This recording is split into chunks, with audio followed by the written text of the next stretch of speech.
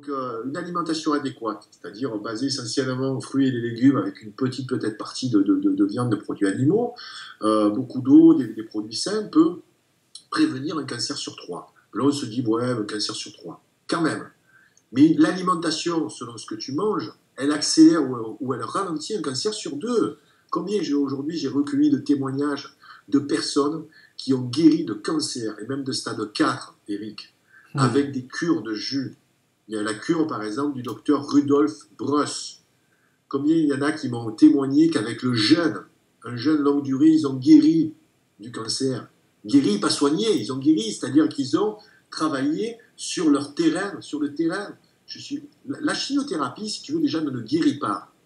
Elle va calmer un mot, elle va détruire le système immunitaire. Très souvent, au bout de 5 ans, on retombe malade. Pourquoi? On a un nouveau cancer. Pourquoi? Parce qu'on n'a pas soigné le corps, le terrain. Le terrain, c'est ça. Mon père est mort d'un cancer, mon grand-père est mort d'un cancer. Mon père a eu un cancer qui avait déclaré, on a fait la chimio, la radiothérapie. 1 an après, il s'est redéclaré. Parce qu'il mangeait toujours la même chose, il ne s'est pas arrêté de fumer, il buvait un petit peu, etc. Mais tout ça, c'était si tu veux, par rapport à l'époque, normal. Tu vois, mais aujourd'hui, je ne sais pas comment il aurait réagi aujourd'hui. Mais tu sais, Gilles, je suis en phase avec toi parce que mon père aussi est décédé du cancer, ma mère d'une sigmoïdite. Et une sigmoïdite, quand on connaît ce que veut dire le it, ça veut dire inflammation, appendicite, stigmoïdite, tendinite, etc. J'aurais changé quelques années en arrière quelques petites choses dans son alimentation. Et on ne meurt pas d'une sigmoïdite. En tout cas, quand c'est pris très tôt, c'est une inflammation donc du sigmoïde. Donc tu sais, ton message il est primordial. Pourquoi moi j'ai encore une fois tenu absolument à t'avoir dans mon magazine à travers ce podcast. Et c'est vraiment d'utilité publique. Merci Gilles pour ce que tu as fait et pour ce que tu vas faire parce qu'on attend, je pense, un tome 2 dans pas longtemps, en tout cas une suite. Je ne sais pas si ça sera une suite, je suis en train d'écrire autre chose. Super, super. Un autre petit mot par rapport aux antioxydants, justement. Donc, puisque tu parlais de cancer, on a justement, tu l'as dit maintenant plusieurs fois dans l'interview, on a des super aliments. On a des super aliments, en l'occurrence antioxydants. Donc, pour les gens, antioxydants qui empêchent le vieillissement prématuré, anti-radicaux libres, si on veut. Allez. Oui, c'est des aliments aussi alcalinisants. Très alcalinisants. Donc voilà, il y en a plusieurs. Moi, je cite l'herbe de jus de blé parce que, je sais pas, oui, dans le livre, je raconte cette anecdote-là. C'est vrai que j'ai découvert ça à Montréal. Tu vois, je me baladais dans une rue avec Valérie. Et puis, j'ai vu un bar à jus. Ça m'a interpellé. Et à l'intérieur, il n'y avait que des plateformes avec du gazon. Tu vois, en fait, c'était des pousses de blé. Et puis à l'intérieur, ils faisaient avec l'extracteur à jus, des petits shots de jus d'herbe de blé.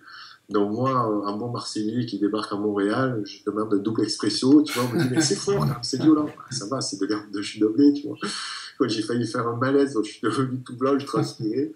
C'est hyper violent parce que c'est extrêmement nutritif. Voilà. Et aujourd'hui, l'herbe de jus de blé, c'est l'herbe aussi de jus d'orge, là sous forme déshydratée. Moi, régulièrement, je fais des cures, je prends une cuillère à café le matin dans un verre d'eau glacée. C'est pas bon, tu vois, tu as l'impression de boire ce qui sort d'un tonneuse à gazon. Bon. Mais bon, c'est pas bon au goût, mais c'est très très bon pour notre système digestif, immunitaire. Il y a tous les acides aminés aussi, comme dans la spiruline. C'est ça les super aliments. C'est-à-dire, la spiruline, c'est un très bon exemple. Tu vois, dans 10 grammes de spiruline, tu peux avoir quasiment 7 grammes de protéines, si on s'en. Voilà. Tu te dis, 7 grammes, c'est pas beaucoup, tu vois, c'est comme un œuf. C'est pas du tout la même qualité de protéines parce que déjà, il y a l'ensemble des nutriments. Je sais pas, je crois qu'il y a quasiment 100 minéraux, tu vois, à l'intérieur. C'est un des aliments les plus anciens sur Terre, puisque ça a quasiment 4 milliards d'années. Un anthropologue me disait, on en a même découvert accroché dans une météorite, tu vois. Est-ce que ça vient de l'espace? On ne sait pas, tu vois. Mais donc ça fait rêver, tu vois. Ça me fait penser à la kryptonite, tu vois. C'est vrai, c'est vrai. En tout cas, il y a une grosse mode à ce niveau-là. Et il y a beaucoup de compléments alimentaires maintenant qui sortent à base de spiruline. Oui, mais c'est des compléments alimentaires à base de spiruline. Donc là aussi, si tu veux, je vais pousser un coup de gueule parce que, tu vois, je t'en prie. Je trouve des petits gâteaux, tu vois, de fruits secs. Alors, il est vert, c'est vrai, c'est à la spiruline. Mais il n'y a même pas 500 mg de spiruline dans un gâteau. il faut voir, il faut lire les étiquettes. Tu veux dire que le marketing s'est infiltré déjà dans ce genre de C'est compléments. les étiquettes, parce que 500 mg, c'est rien, Eric, tu le sais, il faut Bien en sûr. prendre, voilà, tu peux en prendre jusqu'à même 30 grammes par jour, ça va pas te tuer, mais il faut y aller petit à petit, en prendre au quotidien ou sous forme de cure, mais ça, donc les super aliments, on n'a pas besoin d'en consommer beaucoup, tu vois, les fèves de cacao cru, c'est très amer, c'est fort, d'ailleurs, c'est une des caractéristiques des super aliments. Très souvent, ils sont pas forcément bons en goût. Tu vois, l'ail, l'oignon, ils sont forts en goût. Fort en goût. Tout ce qui est fort en goût, tout ce qui pique. Curcuma, gingembre, poivre, piment, tu vois, ça arrache la gueule, tu vois. Mais si ça arrache la gueule, c'est que c'est bon pour ton corps. C'est déjà un premier repère, tu vois. Voilà, après, les super aliments, on en a aussi dans les végétaux. Et la chlorophylle, c'est la vie, tu vois, c'est le sang des plantes. Et la chlorophylle, tu les as dans tout ce qui est légumes. Alors, il suffit pas de manger de la salade, de la laitue, c'est pas très riche, tu vois, en nutriments. Tout ce qui est persil, coriandre, faut pas hésiter à en prendre même une botte. Des fois, je fais des salades de coriandre ou de persil en mélangeant avec du quinoa, tu vois, en rajoutant quelques fruits secs comme des canneberges, par exemple, séchées, ou des baies de goji, ça aussi, c'est un excellent fruit sec. Avec quelques petites noix, tu vois, ou des graines de tournesol ou des graines de courge. Mais dis-moi, c'est très coloré tout ça, c'est très beau et très bon. Ben, écoute, je fais beaucoup de recettes et c'est les chefs qui me faisaient remarquer. En fait, je fais une cuisine instinctive et je me base aussi sur la couleur. Voilà. Parce qu'en fait, ça pète, tu vois, la couleur vraiment. Puis il y a des associations aussi de couleurs qui sont en fait de belles associations au niveau nutritionnel. Donc ça aussi, la nature t'aide. Tu vois, quand tu vois un steak frites, par exemple, c'est moche quoi, au niveau du goût, même un steak haché. Tu as vu comme c'est moche, on dirait une merde éclatée. C'est vrai. Oui. Je dis pas que c'est pas bon au goût et tout. J'étais un amateur de viande, j'ai encore, tu vois, ce souvenir, tu vois, voilà. Mais c'est vrai quand même, c'est moche. Tu peux pas dire que c'est beau. Et d'autant plus maintenant quand on sait que l'amalgame et ce qu'on y retrouve dedans jusqu'à des matières fécales, etc. Mais tu as tout à fait raison. Les gens me demandent aussi, mais est-ce qu'on peut donc faire une petite transition et essayer ce genre de choses, lire ton bouquin, et puis tester des recettes et des jus, etc. J'ai dit, bien sûr, soyez curieux, retrouvez un petit peu votre goût, votre odorat, parce qu'on l'a perdu avec cette alimentation, comme tu disais, transformée. Ouais, mais il faut être guidé, tu vois, et c'est vrai que là, le fait que quelquefois, moi, je me rends, tu vois, chez mes lecteurs pour les aider à mettre, je dirais, les préceptes de HIIT en place, tu vois, chez eux, parce que ça demande en fait de l'organisation, les gens ont besoin d'être guidés. Et dans mon livre, c'est plus pour, si tu veux, avoir un éveil de conscience, avoir aussi des outils hein, pour le mettre en place, mais c'est très enrichissant pour moi, parce que je vois la difficulté des gens, en fait, et il faut, c'est mon travail aujourd'hui, tu vois, aller plus loin, proposer, tu vois. Tu donnes des cours, hein, d'ailleurs, tu donnes des cours maintenant, hein. C'est très très ponctuel. Je le fais vraiment pour un enrichissement personnel, pas uniquement pécunier. Tu vois, c'est vraiment un enrichissement, un échange avec mes lecteurs. Je le fais aussi en visioconférence, parce que ça me permet aussi de rester en phase avec la réalité. Tu sais, à un moment donné, les gens qui ont une certaine, je dirais, popularité ou se détachent un petit peu de la base, tu vois, et de la réalité, vraiment. Parce que les gens aujourd'hui sont névrosés, passent beaucoup de temps dans les embouteillages au travail. Ils ne sont pas forcément, tu vois, curieux. Il faut arriver à initier cette curiosité, tu vois, à promouvoir. Et après, il faut leur donner un petit peu je dirais des choses clés en main, quoi. Voilà, des idées de recettes, même de menus, tu vois, pour les guider. Parce que très souvent, tu te sens désemparé quand tu te dis, oh là là, je vais avoir que des végétaux, où elles sont mais tu sais comment je vais te surnommer? Je vais te surnommer pour les fans de cinéma, et toi tu vas capter de suite, je vais te surnommer Morpheus, en fait, tu vois. Parce que, voilà, exactement, parce que ton bouquin, en fait, j'ai l'impression que c'est la pilule pour sortir de la matrice, sincèrement, hein. Pas pour te jeter des fleurs, mais c'est pour toutes les personnes qui croient aujourd'hui que l'alimentation, c'est ce qu'on a dans nos grandes surfaces, et souvent dans nos assiettes face à nous. Je pense qu'ils ont oublié, ne serait-ce leur souvenir d'enfant, pour ceux qui avaient des villages, chez nous encore, il y en a beaucoup, dans certaines régions de France aussi, la cuisine de mémé, de mamie, tu vois, comment on les appelle, etc. Quand ils allaient cueillir dans leur jardin la tomate l'été toute fraîche, et qu'elle était massive, juteuse, pleine en fait, et qu'elle avait une odeur particulière, qui est presque un souvenir vague, perdu, tu vois, en fait. Et Les, je t'en prie, vas-y. les tomates, tu vois, les tomates, tu les achètes toute l'année. Les tomates, tu sais quand est-ce que tu les manges. Si tu as un potager, tu le sais que c'est l'été, ça va, voilà. C'est au moins le début de l'été, selon là où tu habites. Tu sais, je suis jamais venu en Corse. J'ai un profond amour pour la Corse. Je viendrai l'année prochaine. On essaiera d'y faire une conférence.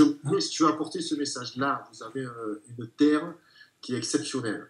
Vous avez l'avantage du côté insulaire. Si ça va mal, je pense que vous saurez vous défendre, mais voilà, ça rentrait dans ce débat-là. Vers cet extrême. Mais vous êtes envahi aussi par l'industrie, les supermarchés, les petits commerces qui ferment. Je suis allé quelques fois en Corse. Moi, ça me fait un peu mal au cœur, tu vois, même ces petits villages qui sont un petit peu désertifiés parce que pour aller dans les communes, tu vois, dans les grandes villes. C'est ce qui arrive aussi en France. Mais vous devez préserver justement cette identité. Puis l'identité culinaire que vous avez. C'est un Corse qui était venu me voir à une conférence. Il m'a dit, tu Artigo, moi je ne sais pas faire l'accent corse, tu me comprendras. J'aime beaucoup ce que vous dites, hein, mais les cochons, vous savez, nous quand on les élève en Corse, les cochons, on leur donne de l'amour, on les aime, hein, parce qu'on veut qu'ils soient bons. Oui, c'est exactement ça. Mais encore une fois, il y a la façon de faire, l'amour de ce que l'on fait. Tu vois, ce message est important, l'amour. C'est vrai qu'on parle de bêtes, mais il y avait dans toutes les fermes un cochon qu'on allait tuer un jour particulier où on allait abattre ce cochon et puis pour le garder, le consommer après durant l'année. Tu vois, c'est pas des cochons qui vont venir je ne sais d'où pour faire les figatelli et puis être estampillés corse. Tu vois. Mais les nôtres ne sont pas passés dans les camps de concentration que tu décris très violemment, hein, mais c'est ça qui m'a vraiment ému dans ton bouquin. Les images aussi, les photos sont terribles. C'est la réalité. Oui. C'est la réalité, il faut être capable de ça. Tu vois, je dis dans le livre aussi que mon grand-père était chasseur, j'ai jamais pu tuer un animal de ma vie, mais c'était comme ça. Je l'ai vu tuer des animaux, et il respectait après le dépeçage du lapin, on le gaspillait pas, tu vois, on gaspillait pas le gibier. Et puis, le chasseur, en fait, prend conscience qu'il tue un animal. C'est pour ça qu'il va y avoir cette forme après de respect lorsqu'il va le consommer, en fait. Aujourd'hui, je respecte plus les chasseurs que les gens qui vont au supermarché acheter de la viande dans les barquettes. Alors moi, ça me fait rire quand il y a des campagnes, tu vois, de mobilisation contre la chasse. J'aimerais bien savoir, les gens qui se mobilisent contre la chasse, combien il y en a d'entre eux qui mangent de la viande. Oui. Voilà. Que ce soit des végétariens, véganes qui se battent contre les chasseurs, c'est normal, je respecte le combat des véganes aussi, tu vois. Mais ne critique pas les chasseurs si tu consommes de la viande, par contre. Là, je suis tout à fait d'accord avec toi. Je me suis pas mal rabattu donc sur une alimentation vivante, de proximité. Vu qu'on est des autochtones et qu'on a souvent dans nos amis, dans notre relationnel, des paysans, des agriculteurs, qui préservent en fait leurs fruits, leurs légumes. Et moi, c'est vers eux que je vais aujourd'hui.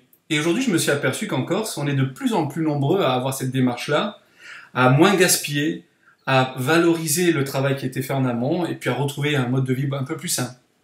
Oui, vous préservez votre territoire, vous préservez vos terres. On voit les actions que vous faites aussi, hein, quand il y a trop de construction près du littoral et tout. Vous avez su préserver cette île de beauté, c'est un diamant, c'est une île de beauté. On essaye, en tout cas, on essaye. Tu vois. Préservez votre alimentation, tu vois, préservez vos terres, préservez vos paysans. Tu vois, voilà, il faut vraiment que le peuple corse prenne conscience de ça. Et après, sans aller vers une radicalisation, je suis d'accord. Mais il faut préserver ce savoir-faire local, comme dans toutes les autres régions. Mais le fait que vous soyez insulaire, je pense que vous avez un avantage certain. Oui, un avantage certain. Je lui fais une petite pub au passage, si elle écoute mon podcast. C'est Gabrielle Santini. Santini, avec l'accent comme on dit chez nous. Elle fait du miel bio, en fait. Tu vois, elle va m'apporter un peu de propolis. Tu parlais de super aliments tout à l'heure. Ça fait plus d'un an et demi maintenant que j'ai plus un rhume. Alors je peux en choper un demain, hein, etc. Mais pourquoi j'en ai pas? Parce que je pense que j'ai bien aidé mon système immunitaire à répondre à certaines agressions, tu vois, de la vie quotidienne. Et c'est vrai qu'aujourd'hui, moi, je me rabats beaucoup vers donc son miel bio. Il est excellent. Le miel, le professeur Joyeux, c'est pas moi qui le dis, hein, on le donne même à des diabétiques. Hein. Ouais. Donc tu vois, comme pour dire hein, que c'est un aliment qui peut être utilisé, c'est pas un sucre qui va avoir un pic insulinique comme ça rapide, donc hyperglycémiant. La propolis, j'invite les internautes peut-être qui nous écoutent, il y en a beaucoup qui l'auront déjà essayé à l'utiliser. Donc antiseptique majeur. Pour ceux qui ne le savent pas, hein, mais il faut savoir que les abeilles récupèrent donc sur l'écorce des arbres, tu sais, la propolis, tapissent l'intérieur des ruches. Oui. Et donc la ruche est aussi aseptisée qu'un bloc opératoire. Donc c'est très très puissant et ça nous vient de la nature. C'est ça. Il y a Henri Joyeux qui fait une conférence remarquable sur le sujet. Oui, sur le miel et les abeilles. C'est ça. Elle est formidable. Je mettrai le lien sous la vidéo. On apprend beaucoup de choses, mais des choses que un de mes collaborateurs m'a surnommé Monsieur Bon Sens. Moi, en fait, je reviens à la logique, tu sais, à la logique physiologique, logique alimentaire, digestive, etc. Puis je fais ma soupe, c'est le cas de le dire. C'est du bon sens. C'est du bon sens à chaque fois. Plus que n'importe quelle étude, tu vois. Pour en revenir au miel, il faut consommer du miel. Il faut acheter du miel sur les marchés paysans. Oui, totalement. Pas du miel industriel ou... Mais, récemment, ma petite amie me montre dans une grande enseigne, je ne vais pas citer, il y a marqué miel bio. On regarde en tout petit, alors moi j'ai besoin de lunettes, tu vois, mais elle a une bonne vue. Et ça venait de Chine. Bon. Non, mais alors les produits chinois, alors là aussi il faut le dire aux internautes. Tout ce qui vient de Chine, boycotté. Parce que là, ils sont en pleine explosion aussi au niveau démographique. C'est du n'importe quoi au niveau industrie. Je suis totalement d'accord avec toi. Qui est hyper pollué. Toutes les machines, les accessoires et tout, il n'y a plus de services après-vente, c'est des usines fantômes qui développent ça. Mais surtout la nourriture. Tout ce qui est nourriture, tout ce qui est produit de Chine. Tu sais que le miel, en fait, il y a rarement du miel.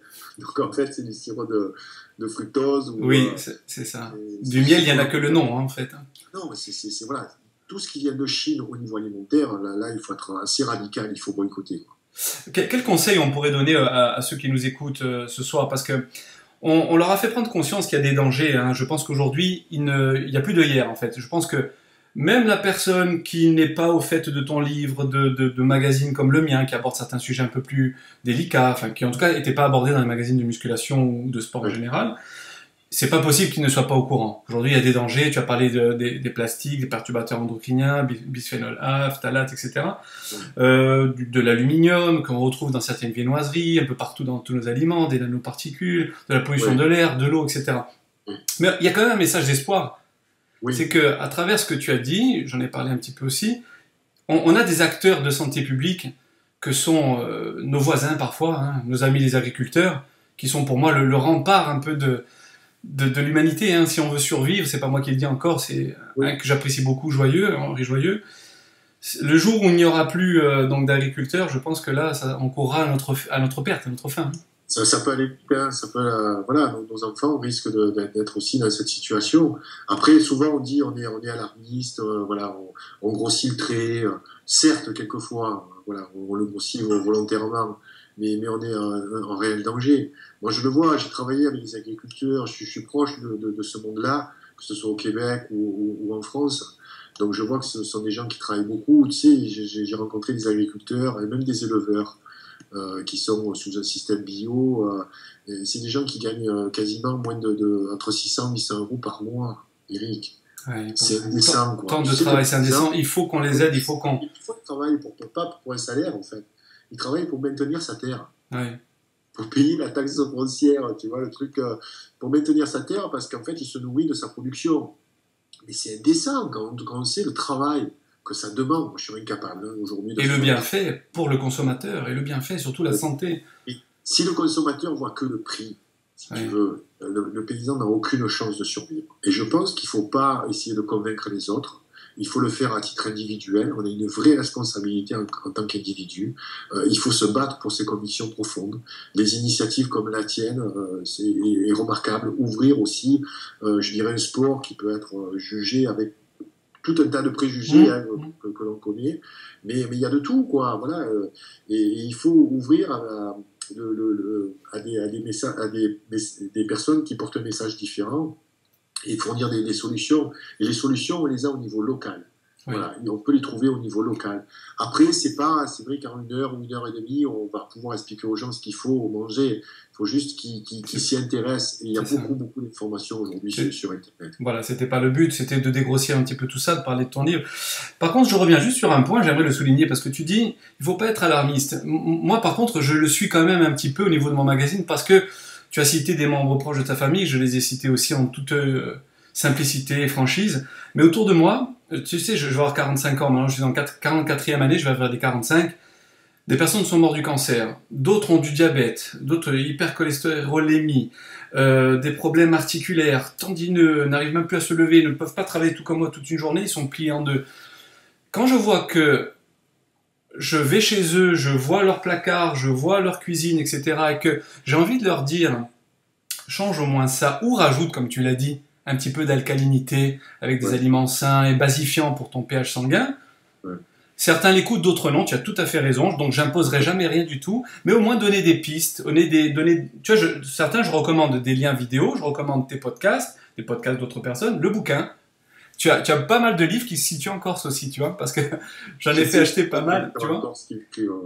Et donc, je vais continuer à le proposer parce que voilà, je trouve que c'est vraiment une prise de conscience majeure dans une époque qui en a totalement besoin. Oui, je suis pas le seul, et je suis très content, tu vois, depuis que, voilà, ça fait quasiment 1 an et demi, je fais la tournée, depuis que je suis revenu en France, etc. Moi, je fais des allers-retours aussi, parce que je suis résident québécois, quand même. Donc, je m'aperçois qu'il y a une vraie prise de conscience en France et qu'on est de plus en plus nombreux, tu vois, et même sur des fois, on a des opportunités de passer dans des médias mainstream, que j'appelle, hein, comme la télévision ou la radio. Thierry Marx, on accueille maintenant un ovni, fan de musique métal devenu gourou du bien manger, Gilles Lartigot est l'invité du Grand Journal.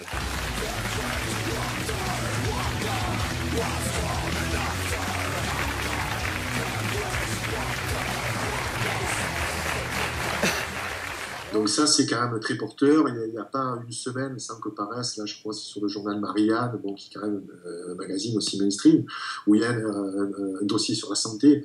Tu vois, donc les Français sont très demandeurs au niveau de l'information.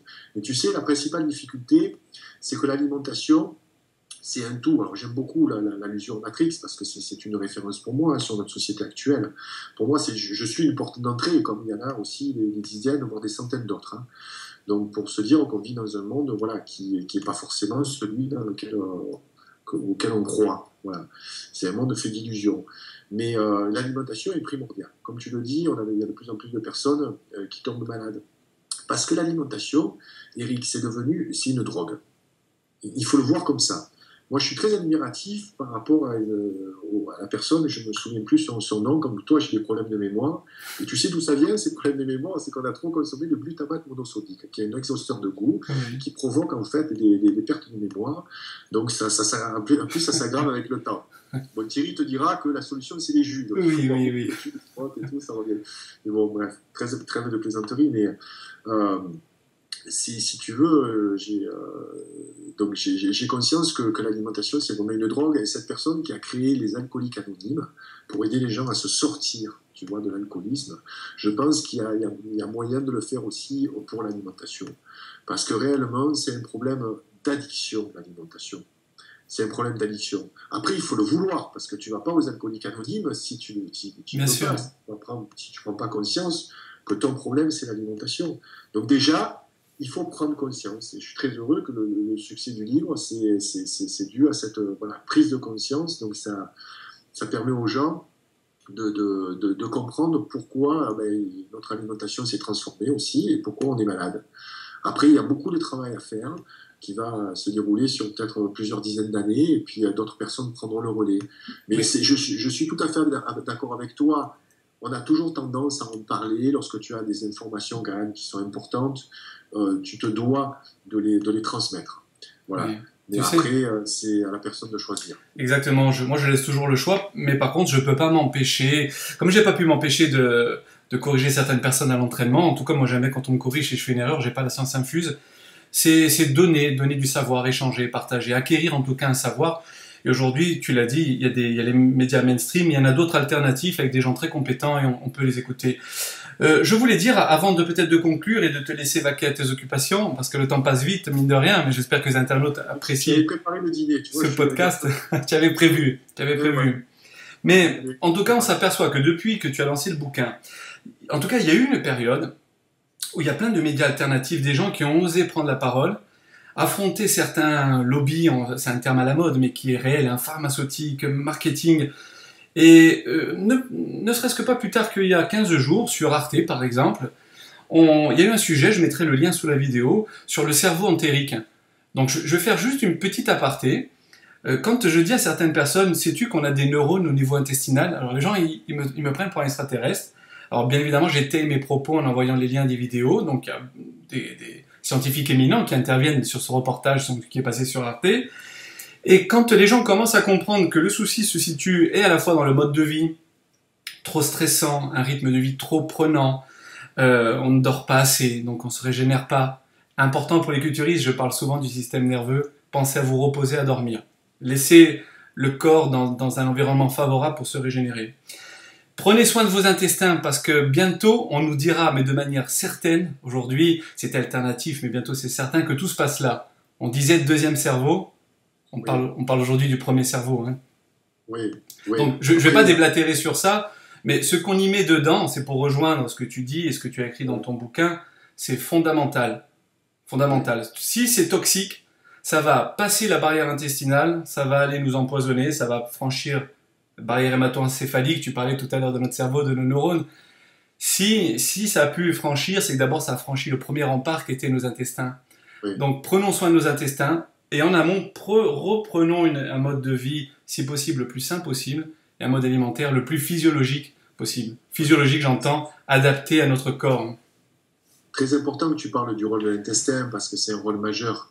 Moi, je l'ai appris, c'est vrai, relativement récemment, lorsque je me suis intéressé à notre système digestif, etc. Et tu remarqueras, lorsqu'on fait des gros dîners de fête ou on fait des dîners un peu chargés, on est fatigué. Tu le vois, moi ça m'arrive aussi de faire aussi des erreurs alimentaires et tout. Tu vois, quelques jours, j'avais très mal au ventre. J'étais fatigué, mais toute la journée, ça m'a mis raplapla, tu vois. Oui. Parce qu'en fait, on dépense beaucoup d'énergie, et ça aussi, il faut le dire aux internautes, ceux qui poussent la fonte et tout, c'est que si on mange trop de nourriture toxique, on dépense de l'énergie. Donc quasiment 50% de notre énergie vitale à digérer la merde qu'on absorbe. Voilà, c'est encore une logique implacable. Cette énergie-là, d'ailleurs, c'est un des leitmotifs d'un athlète que j'apprécie énormément, qui s'appelle Brennan Brazier, qui est un athlète qui fait du triathlon et qui est essentiellement végétalien. Alors là aussi, il faut, avant de terminer, préciser que moi, par rapport à tous les athlètes en fait, que j'ai rencontrés et dont certains avec qui je collabore, il y a des sports qui ont une prédisposition à aller vers du végétal, entièrement végétal, 100% végétal, notamment tous les sports d'endurance. Et cet athlète disait bien, Brennan Brazier, que pour lui, c'est la qualité nutritionnelle de l'aliment qui l'emporte. Et il veut en fait pouvoir récupérer plus vite, être beaucoup moins blessé. Il a fait 15 ans de recherche, il est arrivé sur un régime entièrement végétalien. Mais ça, il faut des années, tu vois, pour adapter. Et puis, ça ne réussit pas aussi à tout le monde. Exactement. Il faut le vivre. Il faut le vivre pour le croire. Hein. La lecture que j'ai en ce moment. Ah ouais, Le charme discret de l'intestin. Ah, en plus, je l'ai vu l'autre jour en librairie, il m'avait interpellé, d'accord. Alors c'est un best-seller en Allemagne, plus d'1 million d'exemplaires vendus, c'est assez étonnant. Donc j'en suis à la moitié. C'est bien écrit, c'est assez simple, c'est pas trop, je dirais, avec des termes médicaux, c'est assez imagé, et ça décrit en fait notre processus de digestion. C'est passionnant. C'est vrai qu'on ne sait pas comment on fonctionne nous-mêmes, tu vois, des fois on sait réparer notre voiture, mais on ne sait pas comment en fait nos Tu sais Gilles, pour terminer sur cette partie-là, et on invitera les internautes non seulement à lire ton livre qui est fabuleux, mais surtout à continuer à acquérir de plus amples connaissances, c'est que tu parlais d'athlètes, moi il y en a un qui va écouter ce podcast, je le sais, c'est Xavier Gallas, que j'ai rencontré, c'est un traîneur Les Mills pour le dire, tu vois, il est venu en Corse dans une conférence, tu sais, dans les salles de sport, c'est cours donc aérobique. Et quand moi je parle de jus, je ne fais pas que des jus, hein, je mange moi aussi, je mange gras parfois, je mange des gâteaux, et c'était mon anniversaire il n'y a pas très longtemps, je le fais, hein, je suis pas un extraterrestre. Je rassure ceux qui me connaissent bien. Et donc cette personne-là a dit aux adhérents de la salle de sport et au patron qu'il faisait ses journées de cours, des fois 5-6 heures comme ça, de cours très intenses, et Dieu sait que ça l'est, hein, dans cette profession-là, en faisant des jus. Des jus qu'il avait préparés à l'avance, avec beaucoup de citron pour tu vois, que ça s'oxyde le moins possible. Oui. Donc c'est des sports, si tu veux, qui demandent des... Exactement. Ça peut être, voilà. Après... Ça marche pas sur tout le monde, hein, bien évidemment. dans le milieu faire de la viande, tu vois, Oui. faire de la masse musculaire, c'est pas avec des jus que tu feras de la masse musculaire. Alors, je vais dans ton sens. Tu sais, moi-même aujourd'hui, je t'ai dit 94 kilos, j'ai expérimenté une année. Je progresse pas plus en viande, comme tu dis, en masse. Alors, ceux qui m'écoutent, parce que beaucoup savent que j'ai écrit le magazine aussi, parce que je suis fan pur et dur de poids et haltères, hein, je suis en train de voir comment je vais faire pour essayer de prouver qu'on peut, mais sans passer à des grammages énormes, parce que je ne calcule plus, moi, ce que je mange. Je le fais tout à l'instinct. Je sais le matin en me levant si j'ai besoin de manger, parce que j'ai fait confiance à mon corps, en fait. Et des fois, je pars à la salle avec le matin de bonne heure. Je m'entraîne avec un jus. Des fois, j'ai mangé bien avant, 2-3 heures avant. Il faut sortir un peu de tous ces dogmes. Il faut enlever ses œillères, prendre la pilule, et comme le film Matrix, un sortir de la matrice. Et puis voilà, s'informer, et puis être boulimique, non pas de nourriture toxique, mais d'information de qualité. Oui, il faut retrouver notre instinct animal, notre instinct qui va nous dire, ben tiens, là, à midi, par exemple, j'ai mangé encore des fruits, j'en avais besoin. Tu vois, et je vais pas me dire, ah oui, mais j'ai trop mangé de glucides, j'ai pas assez mangé de protéines et tout. Voilà, et trop après, de sucre rapide, c'est pas bon, etc. C'est comment tu le sentais. Si, ni de prise de masse, moi, pour moi, c'est le passé. C'est de préserver, en fait, la qualité musculaire que j'ai, ma santé aussi. Tu vois, avoir toujours cette énergie, cette envie voilà, cette force en moi, tu vois. Et, mais manger aussi par instinct. Et l'instinct, tu le développes. Voilà, après, il ne faut pas que ce soit un instinct gourmand. Et comme je dis aussi dans les show-conférences, je parle beaucoup du jour off. Tu sais ce que oui, le cheat meal ou le cheat day. Oui. Voilà, mais quand on est à toute une semaine en fait, de protocole hyper strict, à l'époque dans le futurisme, et c'est encore actuel, on a ce jour off qui nous permet de nous faire plaisir. Voilà, donc faites-vous plaisir. Il faut toujours en fait manger avec appétit. Tu sais, souvent avant je mangeais, j'avais pas envie de mon poulet, de mon riz et tout, j'en avais marre quoi. Tu manges, tu te forces, tu vois. Putain, c'est pas et ça. Regarde Gilles, tu as quand même un sacré gabarit encore. Oui, je suis arrivé à préserver. Tu es athlétique, tu es musclé et c'est aussi ta marque de fabrique. Oui, tu as fait la viande avant, mais pour la maintenir aujourd'hui, tu la maintiens pas avec ce que tu mangeais avant, donc ça prouve que ça marche. Oui, pour le maintenir. Puis pour garder, pour moi aussi, c'est vrai que c'est bien de garder une certaine qualité, si tu veux, voilà, au niveau. Puis il faut se faire plaisir, et puis c'est pour toi, c'est pas forcément pour s'exhiber. D'ailleurs, tu vois, je suis un débardeur uniquement à la salle de gym, je vais pas à la plage, ou voilà, tu vois. À ce sujet, je vais te garder 5 minutes encore. Juste un dernier mot, parce qu'il y a 4 questions rapides d'internautes, sinon on va m'en vouloir. Juste un mot pour corroborer ce que tu disais juste avant.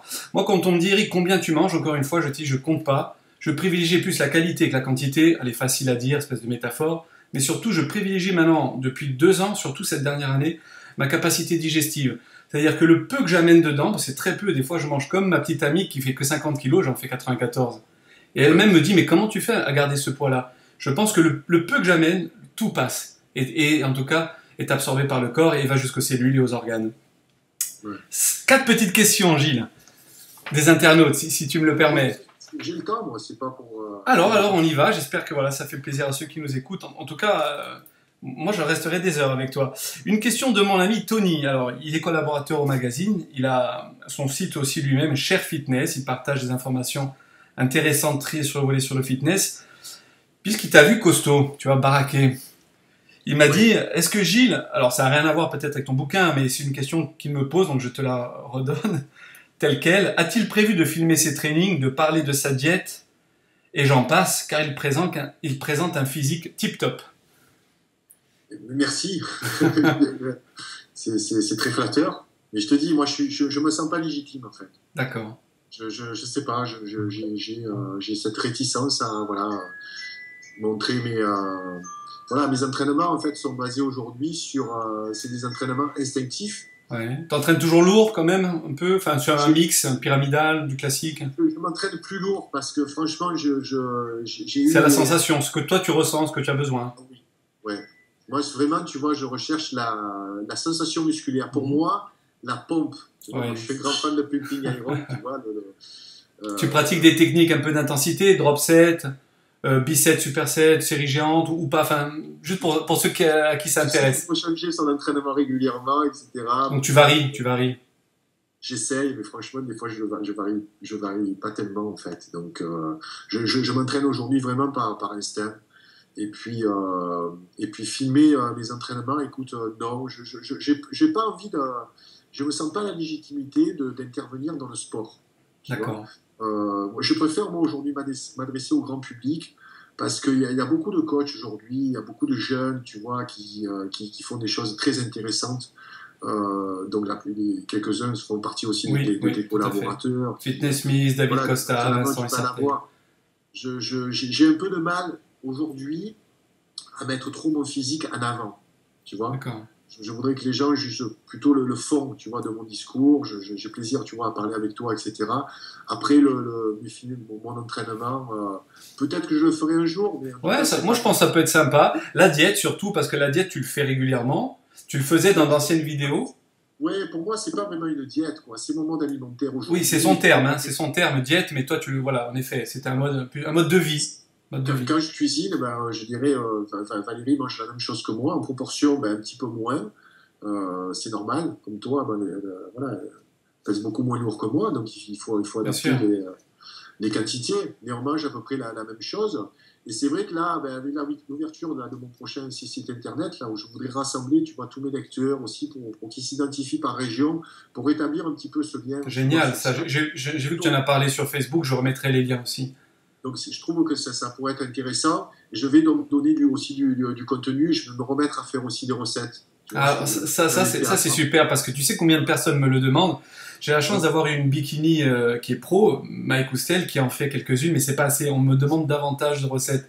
Donc si tu en fais, tu sais, mon magazine, il est interactif. Moi, je prends un lien, je le mets à l'intérieur, si tu me le permets. Oui, c'est toujours avec grand plaisir. Je sais que tu l'as fait plusieurs fois et je te remercie. Donc je vais voilà, avoir du contenu exclusif. J'ai aujourd'hui un peu de réticence par rapport à Facebook. Voilà, pour des tas de raisons. Donc je préfère après publier, écrire des choses, mais sur mon propre site. À travers ton propre site, super. Et totalement indépendant, encore une fois. Donc voilà, Tony, tu as ta réponse. Clément Noblet.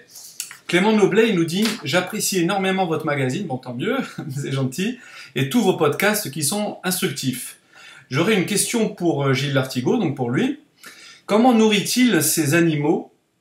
Comment nourrit-il les animaux qu'il a, plus particulièrement les chiens ? Et où se fournit-il ? Merci si vous lui posez ces questions. » Alors, c'est une question qu'on me pose assez souvent. Et parce que nos chiens, en fait, font partie bien sûr de notre vie. Et lorsqu'on est en tournée, ils sont tout le temps avec nous. Et ça, c'est vraiment le rôle de Valérie, qui est arboriste et vétérinaire, qui s'occupe en fait aussi de nourrir nos chiens, elle leur fait la cuisine. C'est vrai qu'il faut alerter aussi sur le danger de la nourriture industrielle pour les animaux. Après, ça dépend aussi de la taille des animaux, parce que c'est toujours après une problématique au niveau de l'argent, hein, c'est que de la nourriture fraîche en fait. Et donc voilà, et Valérie va aussi avoir plus de légitimité que moi d'en parler, parce que c'est pas moi qui leur fait, je dirais, la gamelle.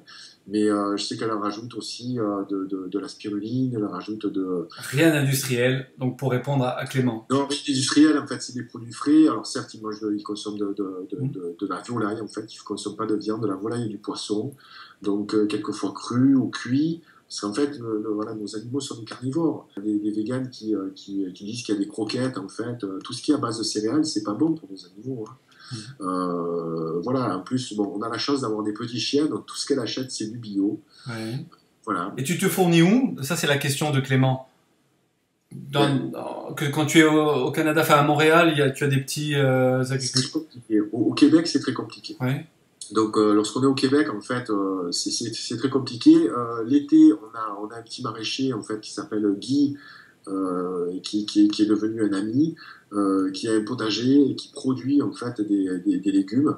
Donc, mais c'est uniquement l'été, parce que la production est très courte, hein, au Québec. Après l'hiver, oublie, hein, il n'y a plus grand-chose. Donc, l'année passée, par exemple, il y a 2 ans, il a commencé à faire pousser du kale. En fait, c'est la première fois qu'il en faisait pousser. Ça peut pousser même jusqu'au début de l'hiver, tu vois, parce que c'est quand même un légume qui peut pousser dans des températures basses. Mm-hmm. Donc, c'est intéressant pour nous.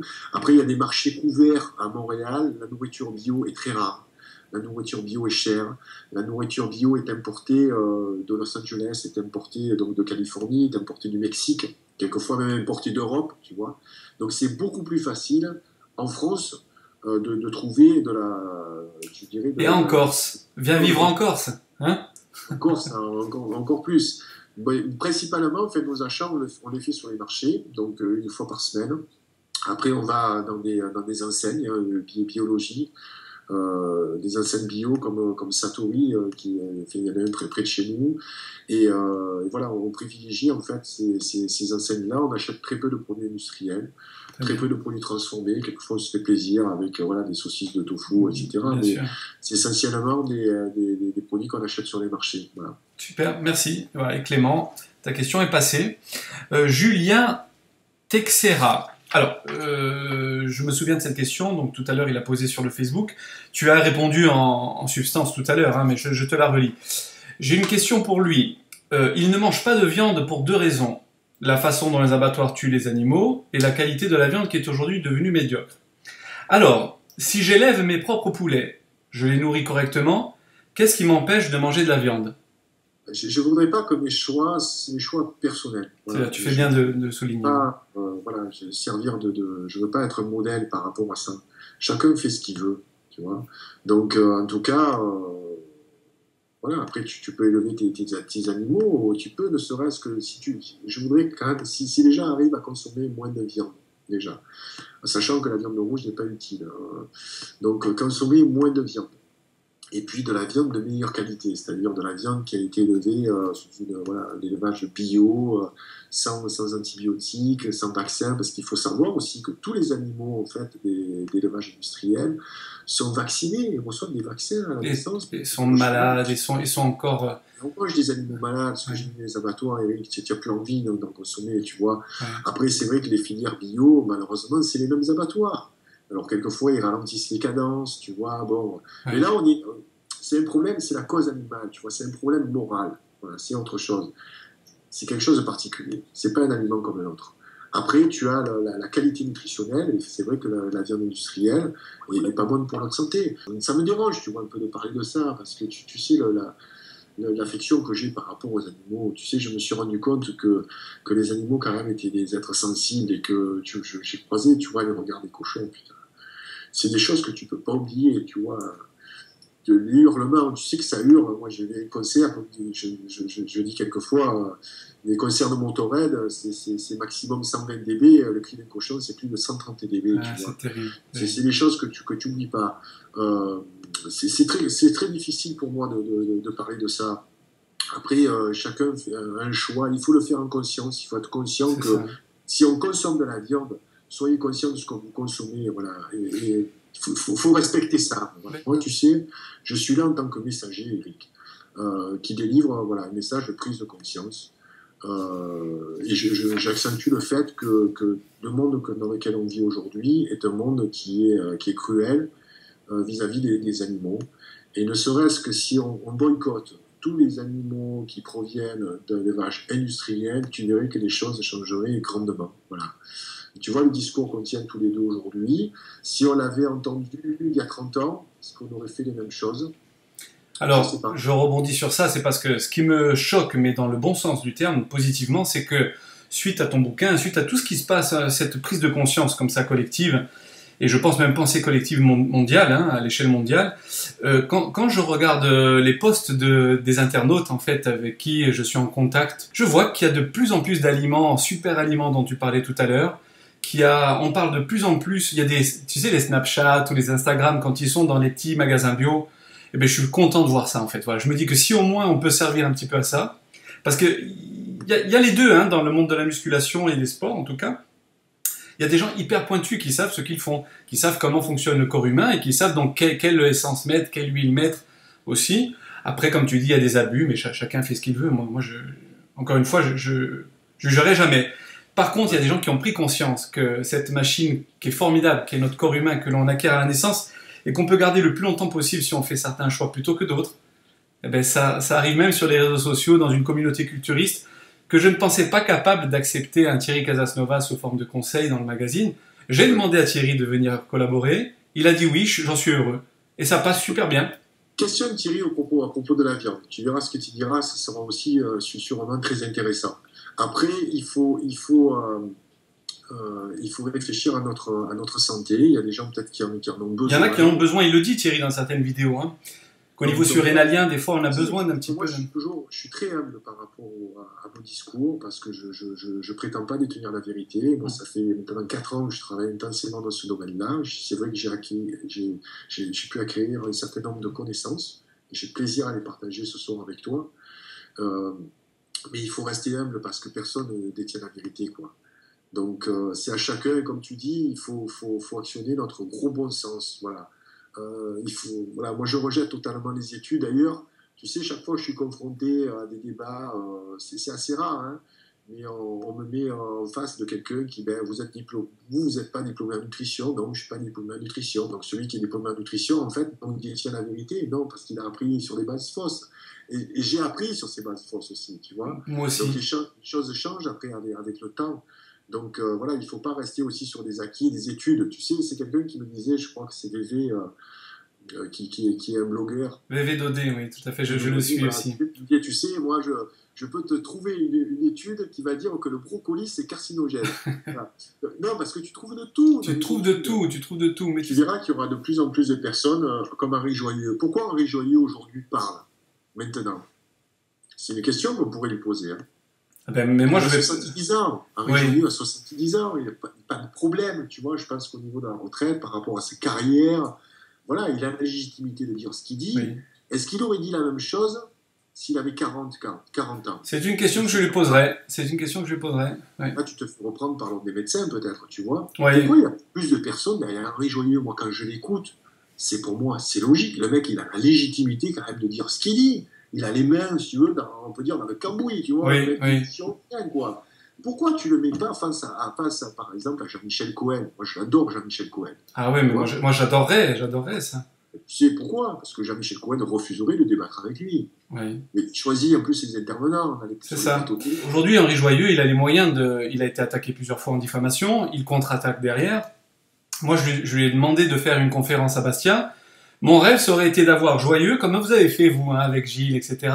Et la pauvre... Voilà. Bouger, ouais. Voilà, c'est ça. Et donc, moi, j'aurais voulu avoir Casanova, j'aurais voulu avoir Joyeux, j'aurais voulu t'avoir, et faire ça dans un gros amphithéâtre à Bigouille, ça s'appelle la ville de Bigouille, où il y a le maire qui est lui-même médecin, donc je pense qu'il serait sensible à cette démarche. Et je vais essayer d'ailleurs, hein, donc peut-être qu'un jour je t'inviterai à cette grosse conférence filmée, etc. Mais il faut, je pense, bousculer un petit peu les mentalités. Moi, j'aime les gens qui se remettent en question. Tout comme toi, j'ai fait des erreurs jusqu'à 2 ans. J'apprends des choses tellement grosses que je me dis, Eric, t'avais pas des œillères, tu avais un bandeau sur les yeux, tu sais, comme le drapeau de la tête de mort que l'on a à nous, tu vois. C'est dingue. Et je me dis, tu as des connaissances quand même. Moi, ça fait 30 ans que je suis dans ce milieu-là, en physiologie, etc., et j'avais pas compris les fondements même digestifs, tu vois. Oui. Parce qu'aussi, ça a évolué avec les années, hein. La nourriture s'est dégradée, surtout ces 20 dernières années. Ben, aujourd'hui, en comprenant ça, je m'appuie sur des bases scientifiques, mais de personnes, encore une fois, alternatives, hein, qui osent affronter ces lobbies. Et puis je partage ça, et puis demain, on apprendra encore quelque chose de nouveau, on se remettra de nouveau en question. Oui. On va peut-être, tu vois, on va réécouter cette vidéo, peut-être ce podcast dans 2 ans. Ouais. Putain, mais j'ai dit une connerie là. Tu vois, tout à fait. Ça, je fais très attention à ce que j'ai dit aujourd'hui, parce que je sais que tout ça, ça reste. Oui, mais au moins, on a le mérite de passer un message. Je n'étais pas forcément au courant, tu vois, de certaines choses que j'ai appris aujourd'hui. C'est pour ça qu'il faut rester très humble. Et donc, la connaissance s'acquiert comme ça au fil du temps. Et c'est un sujet qui est extrêmement passionnant parce que, ce que me disait Pierre-Marie Martin, la nutrition est une science qui est très jeune. Il dit c'est comme la chirurgie au Moyen-Âge. Bon, je vois l'état de la chirurgie au Moyen-Âge, moi, je n'ai pas envie de te Oui, bien sûr. Donc, la nutrition, pareil, tu vois, et quand je vois des gens qui affirment des choses, bon... tu sais...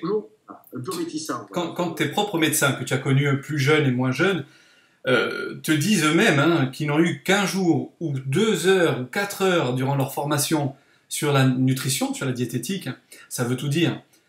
Gilles, avant de conclure, est-ce que tu aimerais passer un dernier message à tous tes hitmen qui te suivent et qui ont dû, j'espère, apprécier ce long podcast et aux fans de Bodybuilding Rules qui vont devenir des hitman, ça j'en suis persuadé. Ben écoute, merci 1000 fois de ton invitation. Tu sais combien d'admiration que je porte à ce sport, à cette pratique en fait de sportive. Donc pour moi, j'étais très content de m'exprimer sur ton média. j'aimerais passer le message suivant, c'est qu'aujourd'hui, on vit dans un monde un peu virtuel. Hein. Bon, ça a de très bons côtés, puisque ça nous permet, d'ici, de France à Corse, de pouvoir échanger. On aurait pu le faire, bon, je n'étais pas en Montréal, hein, je l'ai fait de France, mais il n'y a plus de notion d'espace, de temps, etc. Par contre, j'invite vraiment les personnes à se battre pour leurs convictions profondes, quelles qu'elles soient. On doit choisir, non pas un combat, souvent on me dit, ouais, mais tu es dans la lutte, le combat, non. Il faut défendre nos convictions profondes. Et pour ça, il faut passer à l'acte. Alors, ce qui est fantastique avec l'alimentation, c'est qu'on peut acter cette conviction au quotidien. Voilà, donc on peut mieux acheter, on peut faire ses repas avec amour, c'est très important l'alimentation, ça peut ouvrir à beaucoup de choses, préserver notre santé, mais il y a autre chose aussi qui est derrière, on n'a pas eu l'occasion d'en parler. Ça permet de recréer un lien social aussi, hein, la cuisine. Le lien social, et c'est pour ça, c'est la volonté que j'ai avec le site web, d'ouvrir et de proposer à mes lecteurs de se réunir au niveau local. Je crois que les solutions viendront du local. Si jamais le monde tourne mal, on va plutôt se tendre la main. Tu vois, c'est bien beau de s'occuper de ce qui se passe dans les pays étrangers, hein, d'accueillir des gens chez nous parce qu'ils sont malheureux chez eux. C'est triste, hein, voilà. Triste. Mais il y a combien de milliards de personnes qui vivent en dessous du seuil de pauvreté. Je crois que c'est plus de 3 milliards. En tout cas, c'est une immense majorité de gens aujourd'hui. Et pour moi, en fait, je m'occupe des gens que je connais, des gens qui te tendent la main au quotidien. Tu vois, il y a des gens qui ont besoin de nous dans notre village ou dans nos villes. Tu vois, rétablir cette entraide, cette compassion qui fait partie pour moi des valeurs chrétiennes de la France aussi. Tu vois, la compassion vis-à-vis aussi de nos amis, qui soient musulmans ou d'autres religions. Pour moi, l'être humain est fondamentalement bon, et il faut qu'on arrive justement à se soutenir dans cette période qui est très difficile et très compliquée. Et donc, en priorité, soutenons aussi l'activité de nos petits paysans. Voilà. Ne restons pas, en tout cas, passifs. Tu vois, c'est très bien le réseau, le virtuel, les réseaux sociaux, etc. Mais à un moment donné, il faut passer à l'action. Voilà. Il faut faire des choses au niveau concret. Tu sais, une petite action tous les jours. Voilà, au plus on donne, comme dirait Thierry, au plus on donne, au plus on reçoit. C'est une des lois du royaume. C'est une très belle métaphore. Et moi, non seulement j'étais en phase avec tout ce que tu viens de dire, cette très belle conclusion, moi j'invite donc tous les internautes qui nous écoutent, et je sais qu'ils sont de plus en plus nombreux, parce que sur YouTube, en fait, en quelques jours, je me suis pris 300 abonnés de plus, parce qu'apparemment le podcast tour semble intéresser. Alors, puisque vous allez être nombreux et que vous allez voir les vidéos, elles vont rester longtemps donc sur ma chaîne YouTube, achetez ce livre, relativisez un petit peu sur le monde qui nous entoure, sur ce que vous avez dans votre assiette, dévorez tout ce que Gilles nous met, donc nous donne en pâture, mais là c'est pour sortir de la matrice, hein, en fait, hein, et pour ressortir, je pense, armé pour affronter le monde du 21e siècle, et c'est possible en bonne santé, pour nous et pour toute notre famille. Donc voilà, It, je mettrai le lien sur Amazon aux éditions donc Winterfield, mais sur les Amazon, hein, il y est aussi, je mettrai le lien sous la vidéo. N'hésitez pas... C'est vrai que je suis numéro 1 sur Amazon, maintenant ça va faire un an. C'est quand même... Best-seller, oui, c'est vrai. Dans la partie nutrition, je suis numéro 1. Mais le livre aussi, tu sais, est vendu, notamment dans une librairie en Corse, donc je ne me rappelle plus le nom. Il est vendu aussi chez d'autres distributeurs en ligne. Et souvent, on fustige, oui, mais c'est Amazon. On l'a fait pour des raisons économiques, parce qu'on ne pouvait pas faire autrement. On est une petite, voilà, Valérie, c'est une petite maison d'édition au Québec, et puis on n'a pas les moyens d'être de partout, malheureusement. Par contre, il y a de plus en plus, aujourd'hui, de librairies qui distribuent le livre, et on soutient ces gens-là. Il suffit qu'ils nous fassent la demande, et puis on leur envoie donc des bouquins. Donc il y en a de plus en plus aujourd'hui. Oui, à Bastia même, dans la librairie principale. C'est un lien où il n'y a pas uniquement Amazon, il y a tout, en fait, les points de vente. Parfait. En tout cas, moi je mettrai certains points de vente pour que ceux que j'arriverai à trouver, que tu me transmettras, pour que les gens puissent se le procurer. Oui. Gilles, merci infiniment pour le temps que tu as passé avec moi. Moi, j'ai pas vu passer, je ne sais pas combien on est. On doit être pas loin de 2 heures, donc c'est... Ah, on est à 2h27 quand même, alors, quand même. Oui, on n'a pas vu passer. Merci 1000 fois, encore une fois, parce que, voilà, ton message, il est d'utilité publique, encore une fois. Je te dis à très bientôt. À très bientôt. On va suivre l'aventure Hit et des Hitmen et tout ce que tu vas apporter comme ça de bon à nos concitoyens. Merci encore pour tout. La prochaine fois, je viens te voir en Corse. Il faudra qu'on soit... Avec grand plaisir et on se fait une autre petite vidéo comme ça pour nos internautes, ok? Plaisir. Merci, prends soin de toi, à bientôt. Ciao, ciao. Frédéric.